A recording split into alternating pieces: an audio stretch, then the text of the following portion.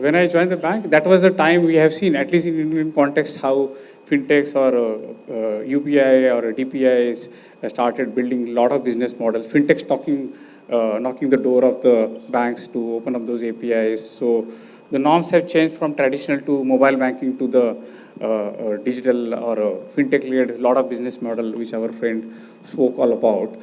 And while we do this, internet has become cheaper with the Geo, and that's how, at least Indian context, we have seen customer shift has happened. And at the same time, within a bank also, we have seen how the shift of leadership has happened. The MDs or CEOs who were not aware of what is API or what is meant by open banking or enterprise service bus. I think most of the business folks has learned this new literature of a new future of finance. I think there are typical roles or typical departments within a banks, so-called fintech or partnership or strategic partnership and so on, which were not existing 20 years before. 20 years was like a branch model was the only primary channel, but now that primary channel has multifold, like mobile, internet, fintech has come up with the open banking. I think when you talk about today, and when we say so happily today, we are part of that open economy, open data or open API, we have UPI or account aggregator, ONDC is coming up. Look at the last 10, 15 years and start thinking what is going to happen in the next 10, 15 years. So whoever will imagine it well, they will supersede as a bank or as a fintech or some other kind of entity RBI will launch. This is only for that banking, device banking or something like that, right? So I think, and there will be, I think it's in a nutshell, future of finance is driven by people. People could be internal people or could be external people, customers who are demanding. And there are different generations, traditional to the millennials to the, I think at least 6 generations are there in 2024. And all these generations look for money and how they really want to do the better financial inclusion. While there is a gap, we spoke in my deck also. But I think the way we look at the customer is changing, futuristic models are coming.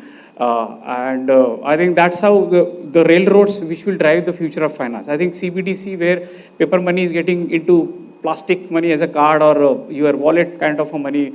Now distribution of money will not be paper, it will be digital. That's I think foundational change which we are going to see in many of those 100+ countries, including India. I think India is a little bit late, but the way we have DPI railroads already ready, we will supersede. That's why we announced in 2022 February, we are going to come up. And September, I think at the end of a year, we started pilots. 16 banks are there and we'll move on. And other angle, which is Vasant sir spoke about digital assets or tokenization, while real-time payment is happening peer-to-peer, peer-to-merchant.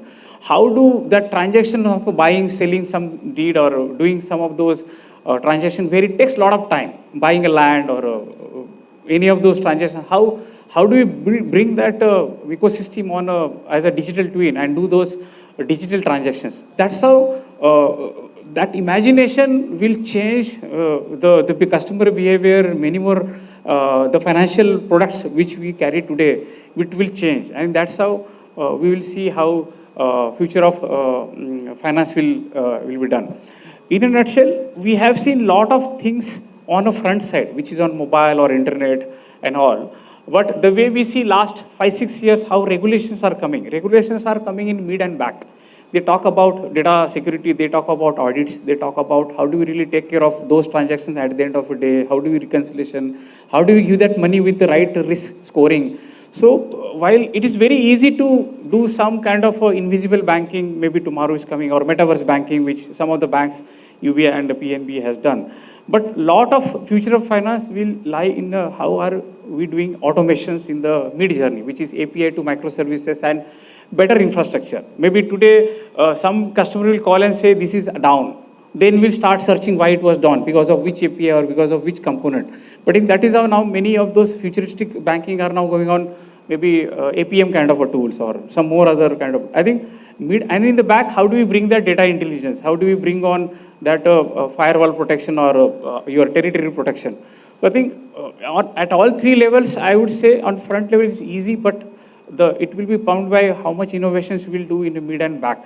And we will see many more roles coming into mid and back, data scientist, cybersecurity specialist and all of that. So I think in a nutshell, I would like to just summarize right kind of a people, leadership, new roles, reskilling, which processes you are going to automate, which will do the better banking tomorrow, adoption of newest technologies while existing technology should be norm for that company.